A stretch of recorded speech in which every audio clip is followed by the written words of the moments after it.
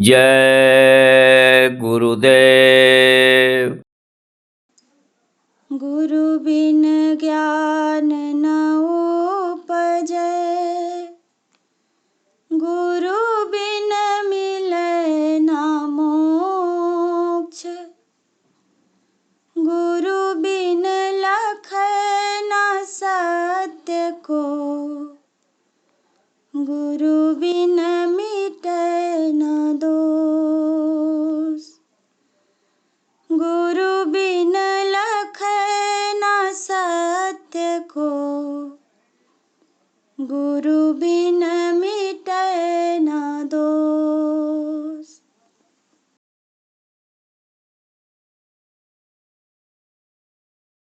शरण में ले लिए सतगुरु तुम्हारी मेहरबानी है। शरण में ले लिए सतगुरु तुम्हारी मेहरबानी है। नहीं मुझे साधम दूजा जगत में कोई प्राणी है। नहीं मुझे साधम दूजा जगत में कोई प्राणी है।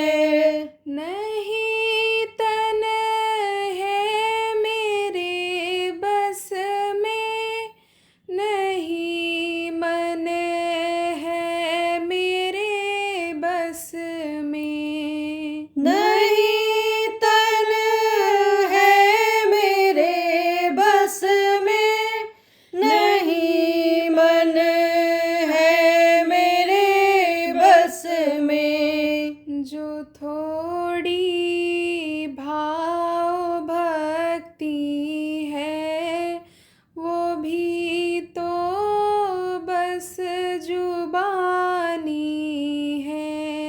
जो थोड़ी भाव भक्ति है, वो भी तो बस जुबानी है। शरण में ले लिए सतगुरु तुम्हारी मेहरबानी है। शरण में ले लिए सतगुरु तुम्हारी मेहरबानी है। जगत के झूठे रिश्तों में मेरा मन मस्त रहता है। जगत के झूठे रिश्तों में मेरा मन मस्त रहता है। लगे जब चोट अपनों से, तो दिल ये मुझसे कहता है। लगे जब चोट अपनों से, तो दिल ये मुझसे कहता है। यहाँ अपना नहीं कोई, ये दुनिया तो बेगानी है। यहाँ अपना नहीं कोई, ये दुनिया तो बेगानी है।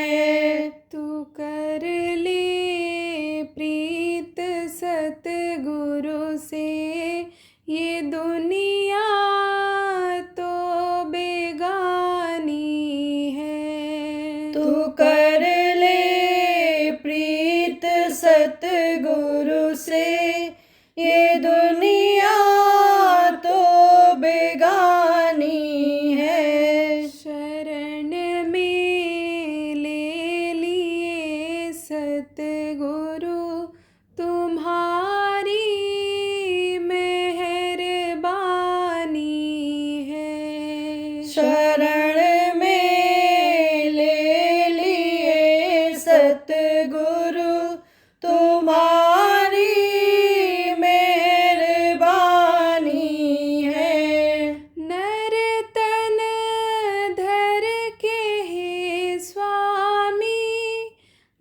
बचाने हमको आए हो। नर तन धर के स्वामी बचाने हमको आए हो। मेरे बिछड़े प्रीतम का भी पता तुम संग लाए हो। मेरे बिछड़े प्रीतम का भी पता तुम संग लाए हो। वो धुनिया भी सुना देना जो होती आसमानी है। वो ध्वनिया भी सुना देना जो होती आसमानी है। शरण में ले लिए सतगुरु तुम्हारी मेहरबानी है। शरण में ले लिए सतगुरु तुम्हारी मेहरबानी है। नहीं मुझ साधम दूजा जगत में कोई प्राणी है। नहीं मुझ साधम दूजा जगत में कोई प्राणी है। जय गुरुदेव, जय गुरुदेव।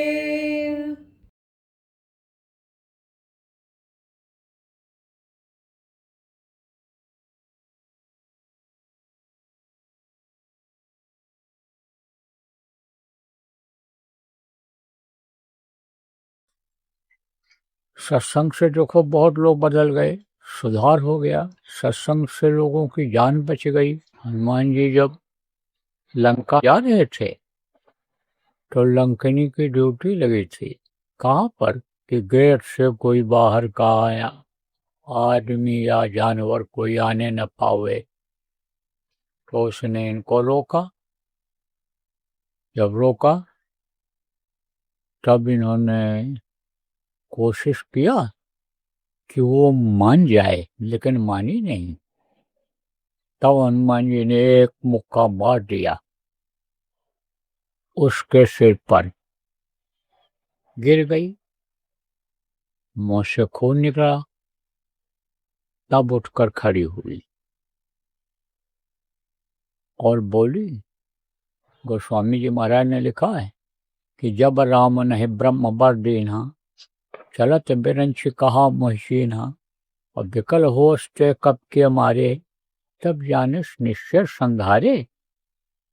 उसने बताया कि जब ब्रह्मा जी रावण को वरदान दे करके जा रहे थे, तब वो मुझसे बोले थे कि तेरे सिर पर जब कोई बंदर मुक्का मारेगा, चोट करेगा, मार मारेगा, तब तू समझ लेना कि अब रावण का खात्मा हो जाएगा, विनाश हो जाएगा।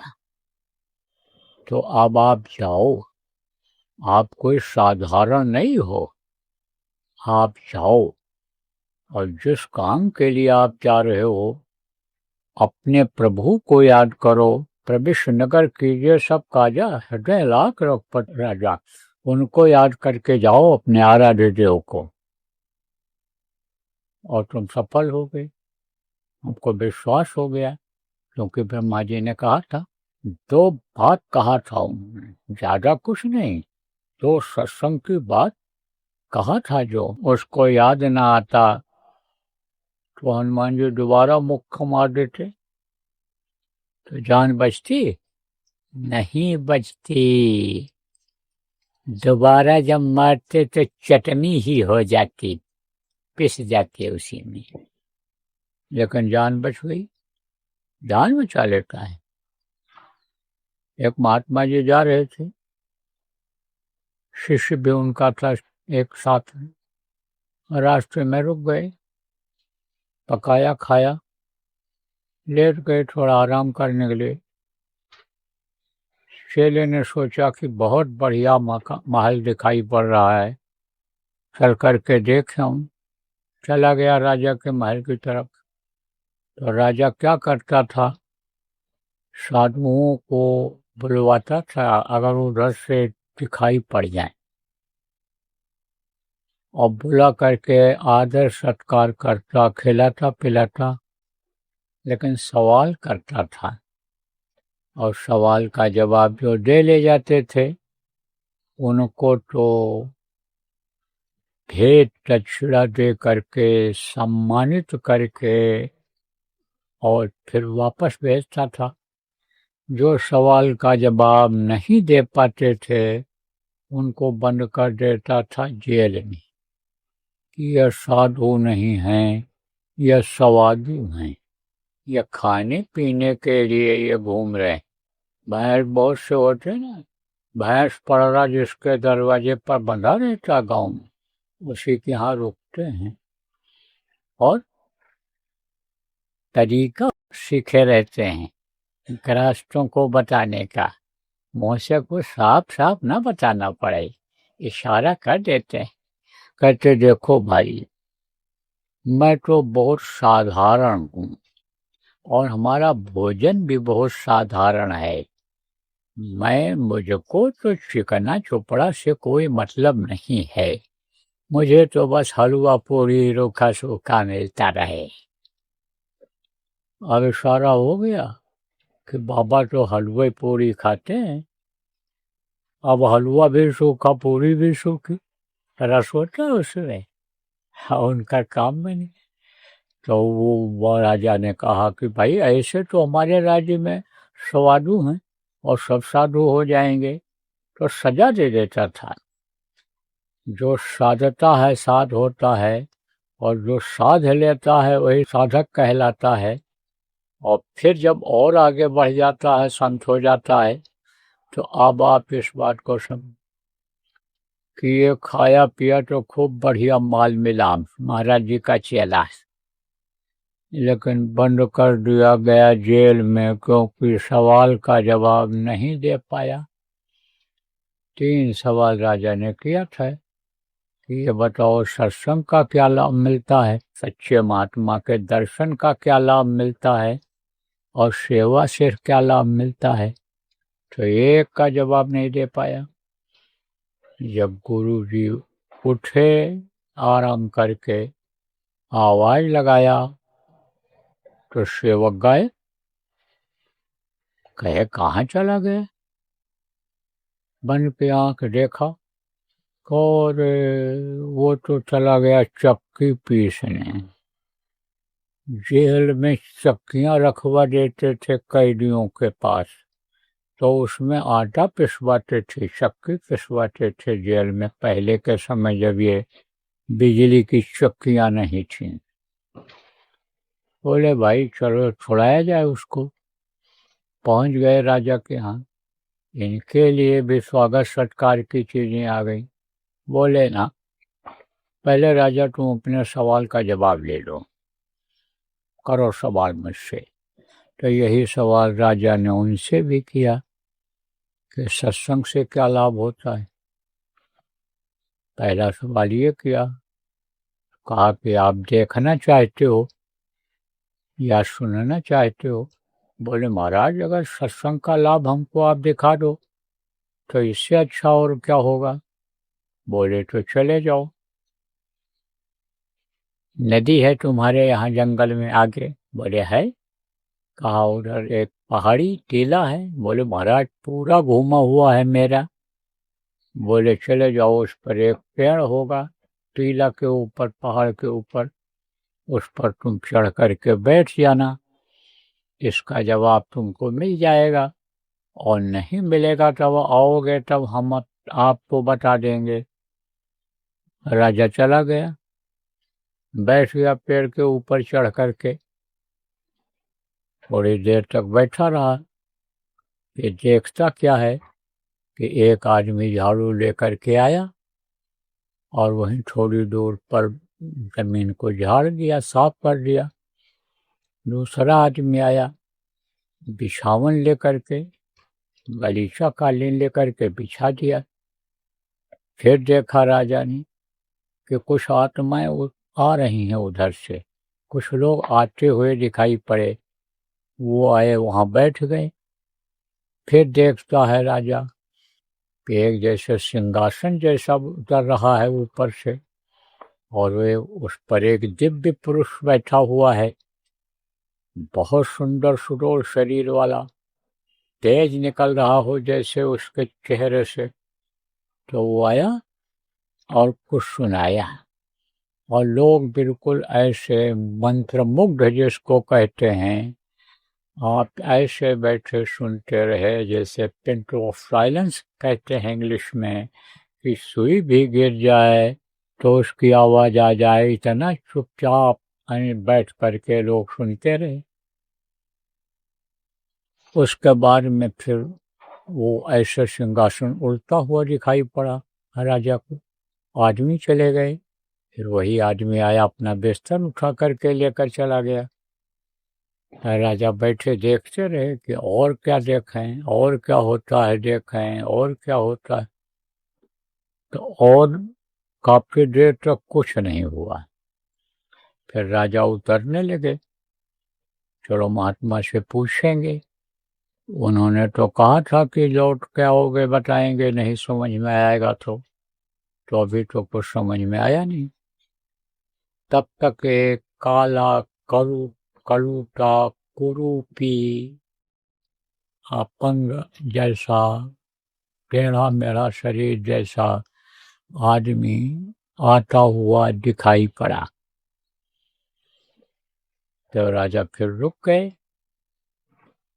वो आया और वहीं पर लोटा, ऐसे लौटने लगा, और लौट करके अपने शरीर को उसने साफ किया। जब झाड़ा, कपड़े को उतार के झाड़ा, तो निर्मल स्वच्छ साफ शरीर दिखाई पड़ने लग गया, और चलने फिरने जैसे सब लोग चलते फिरते ऐसे चलने फिरने लायक हो गया।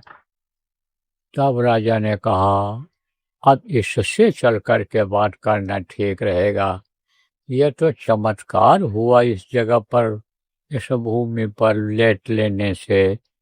इससे पूछा जाए तब राज खुलेगा। तो राजा गए तो बोले कि भाई आप कौन हो? तो उसने कहा कि मैं एक पापी हूँ, मैं दिन भर बहुत पाप करता हूँ, क्योंकि मेरी पाप करने की आदत बन गई, और पाप काशी रोटी मैं खाता हूँ। तो इस पाप से सुबह से लेकर के और शाम तक मेरा शरीर जैसे पहले आप आते हुए देखे होंगे वैसा हो जाता है। लेकिन इस जमीन पर सत्संग होता है, तो सत्संग में तो हम पहुंच नहीं पाते हैं, कोशिश बहुत करते हैं, लेकिन समझ लो कि पाप कर्म ही मुझे नहीं आने देते हैं, वही बाधा डालते हैं। लेकिन जब मैं यहाँ पर आता हूँ सत्संग के बाद और लौट लेता हूँ, तो मैं बिल्कुल ऐसे स्वच्छ साफ हो जाता हूँ। तो राजा के समझ में आया कि सत्संग की महिमा है अति भारी। जो कोई जीव मिले अधिकारी, जो सत्संग सुनने का अधिकारी हो जाए और सत्संग की महिमा समझ में आ जाए उसके, और सत्संग के वचनों को मानने लग जाए, करने लग जाए वैसा, तो समझो कि वो बहुत भाग्यशाली है। राजा आया, महात्मा को प्रणाम किया, चरण छुआ, कहा महाराज समझ में आ गया। महाराज हमारे दूसरे सवाल का भी जवाब दे दीजिए। बोले बोलो। कहा महाराज सच्चे संत का दर्शन करने से क्या फायदा होता है, क्या लाभ होता है? बोले इसको भी तुम देखना चाहोगे? बोले हाँ सरकार दिखा दो इसको भी हमको। बोले चले जाओ वो बगीचा है आपका, उसमें एक मंदिर है। राजा बोले हाय महाराज मंदिर हम ही ने बनवाया था। बोले वहाँ जाओ, वहाँ तुमको मिलेंगे लोग। राजा गया, पूरा बगीचा खोजा, मंदिर खोजा, कहीं नहीं कोई दिखाई पड़ा। लेकिन जब गया था तब 2 कौवा बैठे हुए मंदिर के बुर्ज पर दिखाई पड़े थे। फिर देख करके खोज करके चलाए। कहा महाराज कोई नहीं मिला। कहा कोई नहीं मिला, तुमको कोई मिला ही नहीं? बोले कौन मिला? वहां तो 2 कौवा बैठे हुए दिखाई पड़े मंदिर के ऊपर। बोले अच्छा। महात्मा बोले फिर जाओ। राजा फिर गया तो देखा कि कौवा की जगह पर 2 हंस बैठे हुए हैं। खोजा मंदिर में, बगीचे में, कोई मिला नहीं। चलाए, बोला महाराज कोई नहीं मिला, जहाँ कौवा बैठे थे वहीं हंस आके बैठ गए हैं। बोले फिर जाओ। अब राजा ने सोचा कि भाई ऐसा तो नहीं कि हमको बेवकूफ बना रहे हों दौड़ा दौड़ा करके। बोला महाराज कितनी बार दौड़ाओगे, कितनी बार जाना पड़ेगा? बोले एक बार और चले जाओ। तो गए राजा, देखा कि जो हंस बैठे हुए थे वही 2 आदमी बैठे हुए दिखाई पड़े। और राजा जब नजदीक में गया तो वो उतर करके आए और इनके चरणों पर गिर पड़े, पैर पर गिर गए और बोले आपने मेरे ऊपर बहुत बड़ी दया किया, बहुत बड़ी कृपा किया। आप मेरे पास आए और मुझे दर्शन दिया। आपको कितना लाभ मिला होगा? आप महात्मा का दर्शन करके आए और आपका दर्शन मैंने किया तो आपको कितना फल मिला होगा? राजा के समझ में आ गया कि दर्शन का बहुत बड़ा लाभ मिलता है, बहुत बड़ा फायदा होता है। गुरु महाराज कहा करते थे कि तुम लोग आते जाते रहो सत्संग में, आते जाते रहो, मिलते जुलते रहो। गुरु की महिमा के बारे में उन्होंने बताया कि गुरु का दर्शन हो सके तो रोज करो, नहीं दूसरे दिन तीसरे दिन करो, हफ्ते में 1 बार करो, 15 दिन में 1 बार करो, महीने में 1 बार करो, 3 महीने 6 महीने में 1 बार करो, और नहीं तो साल में तो 1 बार जरूरी है। यह कब की बात है? जब 6-6 महीने लगते थे, 3-3 4-4 महीने लगते थे गुरुओं के आश्रम पर जाने में, पैदल लोग जाते थे, तब की बात है। अब तो हवाई जहाज से 2 चक्कर लगाओ, देश के एक कोने से चले जाओ, दूसरे कोने में पहुंच जाओ, फिर लौट करके आओ, फिर वहीं पहुंच जाओ। तमाम सवारी का साधन हो गया और तमाम देखो ये एक्सप्रेस वे बनते चले जा रहे हैं। 6 घंटा 8 घंटा दिल्ली से बम्बई पहुंच जाओ। तो ये तो उस समय की बात थी। और उस समय पर कबीर साहब ने यही बात कही थी कि बरस दिना में दरस न कीना, ताको लागे दोष, और कह कबीर को कभी न होवे मोक्ष। उन्होंने कहा 1 बरस में अगर गुरु का दर्शन नहीं करते हैं तो उसको दोष लगता है।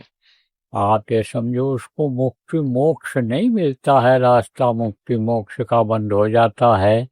तो ये तो संतों की बात है, संतों की महिमा, संतों का कही हुई बात है। कहा आपने मेरे ऊपर बहुत बड़ी दया किया, आप संत का दर्शन करके आए, दर्शन दिया। तो राजा के समझ में आ गए कि संत के दर्शन का कितना बड़ा लाभ मिलता है। और एक सवाल और रह गया कि सेवा का कितना बड़ा लाभ मिलता है।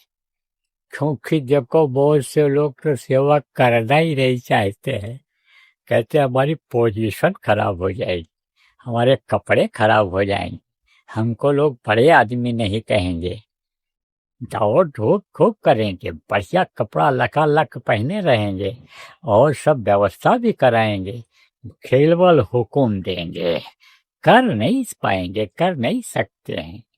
कोई करने वाला न हो तो काम बिगड़ जाए, इससे उनको मतलब नहीं है, लेकिन करेंगे नहीं मारे शर्म के। उनको यह मालूम है कि यह मिट्टी का खिलौना है, क्या यह शरीर मिट्टी में मिल जाएगा, इसकी कोई कीमत है? कोई कीमत नहीं है।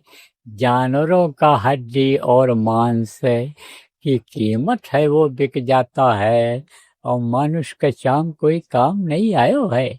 आप ये समझो हाथी के दांतन के खिलौने बने भांति भांति, यानी हाथी का दांत होता है, उसके खिलौने बनते हैं। आप ये समझो कैड़े का खाल बांधत हैं सिपाही लोग।